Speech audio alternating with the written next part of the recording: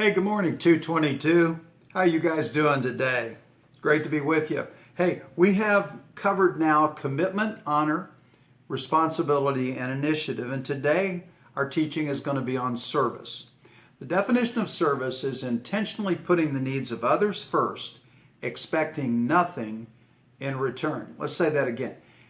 Intentionally putting the needs of others first, expecting nothing in return. You know, we've used this definition for a long time, and it's withstood the test of time.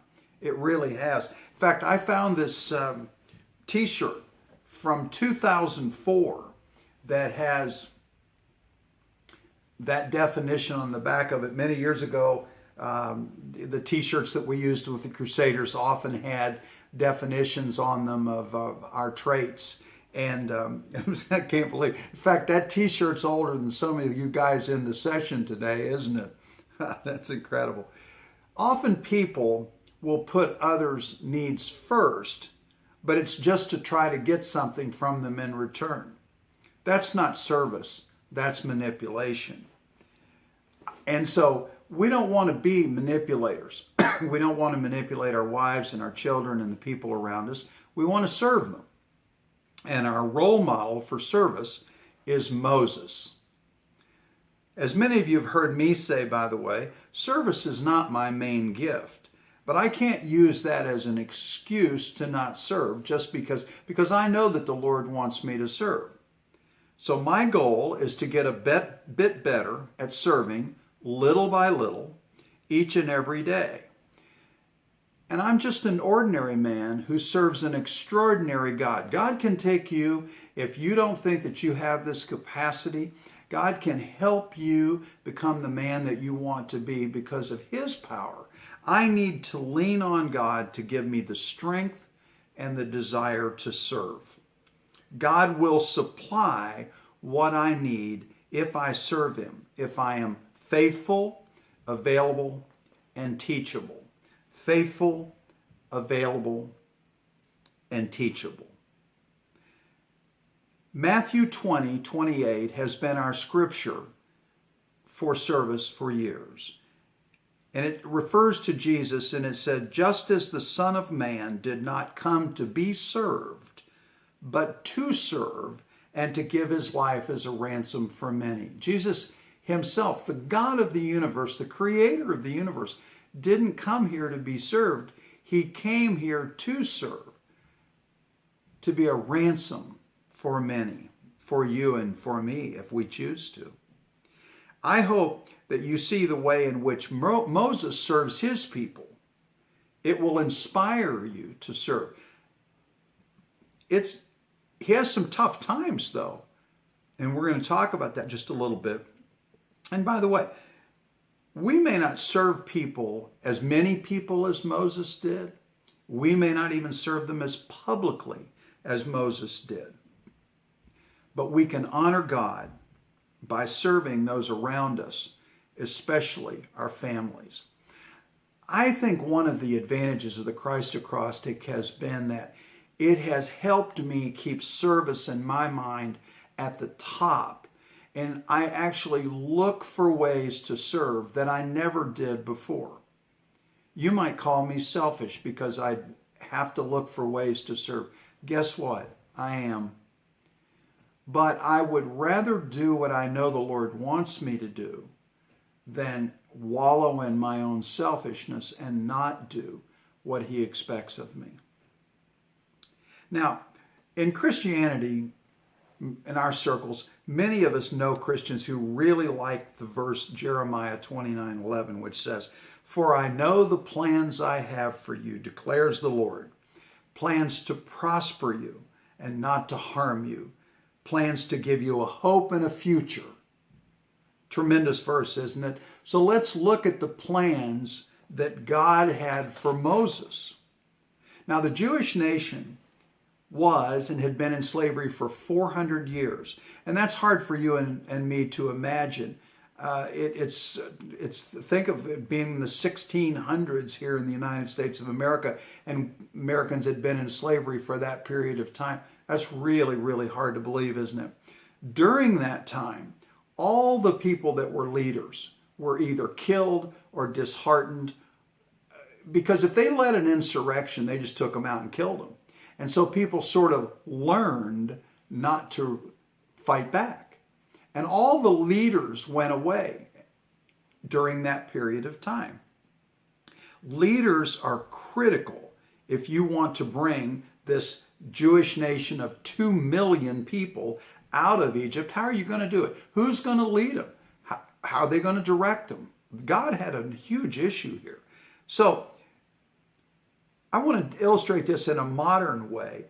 The Japanese realized in World War II that this issue of leadership was really true. And so they took a prisoner of war camp in which they took 1,000 men who had tried to escape from other camps and things like that, and they put them all in one camp. And you'd think, well, that'd be stupid to do because they'd be trying to get out all the time. Yes, but they took, for 1,000 men in camp, they took 2,000 guards.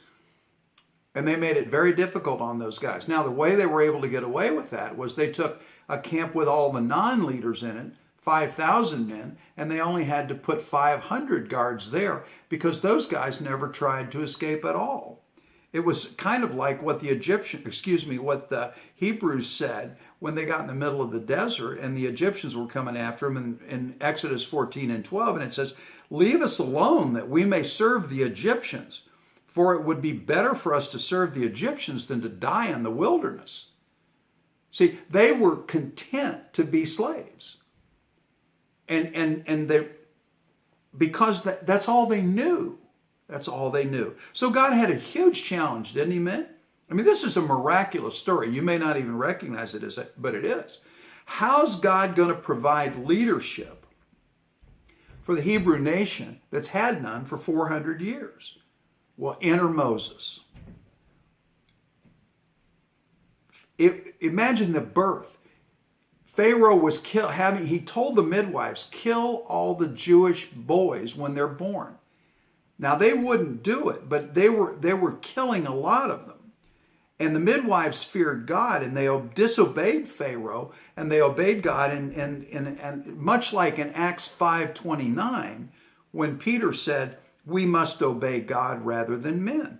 There's a strong theme running through the Bible, guys, that you and I would do well to remember. We must obey God rather than men. How many times do people say to you, you can pad your expense account, you can cheat on your taxes, no one will ever know? Well, God will know. And I don't want you to live under some terrible, terrible fear, but I do want you to recognize that God does have an expectation for us, that we behave in a way that he wants us to behave. So Moses' life was preserved in this miraculous way. Pharaoh's daughter found him in the Nile River. She took him in as her child. As amazing as that is, recognize that God had placed Moses where? In Pharaoh's palace, where he was taught to be a leader. He was taught to organize, to direct, to lead people. And at age 40, Moses had become a leader.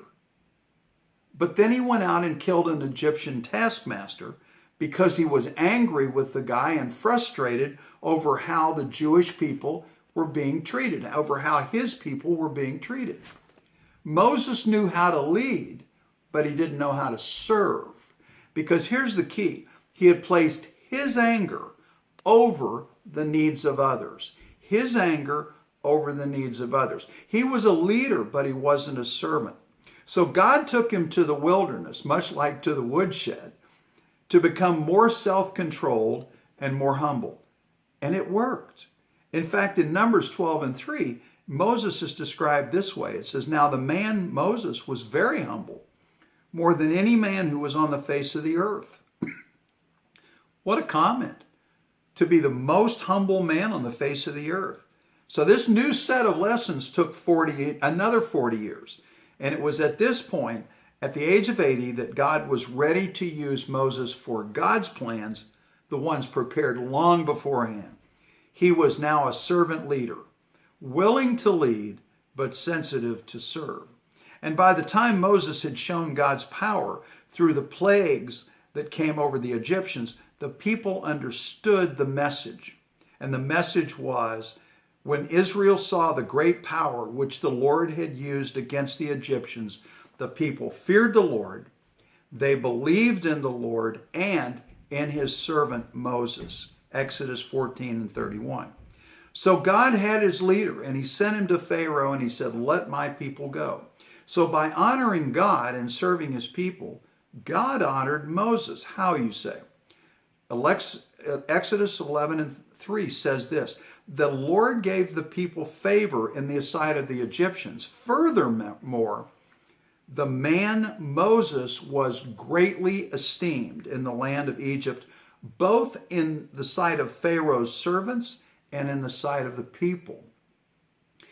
And by the way, so here's the question. So if God says we should serve, why don't we? Well, the answer is actually pretty simple. There's a cost involved. Service costs us time. It costs us effort.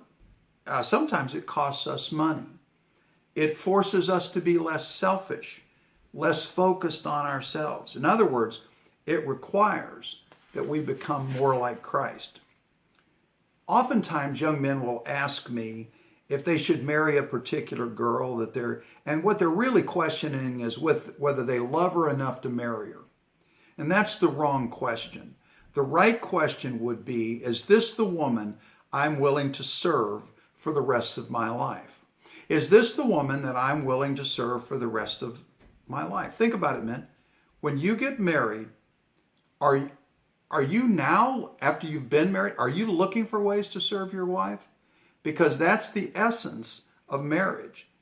Has it gotten old, serving your wife? Well, a piece of advice is the more you serve your wife, the happier she will be, and the happier she will be, the happier you will be. So I suggest that you serve her and that you love her. And it isn't easy always. Sometimes we're just unlovely people. Our wives can be unlovely, but that does not preclude us from the fact that we need to serve those around us. And service is about more than wives, by the way. It's about our parents. It's about our families. It's about all kinds of folks. I remember a story 10 years ago of a young man who went home. He was a crusader, and he vacuumed the carpet for his mother completely unsolicited. Now you say, well, that's no big deal. Well, yeah, it was. He was a high school guy, right? And when she asked him why he did what he did, he replied, that's what a man of service should do. He had learned that at the Crusaders and at home, I might add. Today, that young man is Dr. Kellen Hayes, a man who is spending the rest of his life devoted to medical service to serve others. That is intentional living. We're so blessed in the Crusader ministry to have so many true servants. Mike Cheeseman, our founder, Brad Foreman, Don Heasley, as well as young men like Ben Vucelich and Chase Foreman. I know I've forgotten people and haven't named them all, but I did want to call these men out because they are men who serve consistently, all the time. They see a need and they act on it. Ben Vucelich in particular, last fall, I believe, filled the water bottles every single day for the varsity football team, most often not being asked. He just did it. Good job, Ben. That's just incredible. That is absolute service at its cleanest and best. So today in small groups, let's talk about service. Let's ask people, why do you serve? The people that we see that are servants. Why do you serve? What do you get out of it? What do you not get out of it? What prompts you to serve? And let's come away with something very specific that we can do this coming week. Something that we can do this coming week to serve someone or some people. So, put the needs of others first. Expect nothing in return. Be intentional this week. Honor Jesus. See you next Saturday, Lord willing, and the creeks don't rise.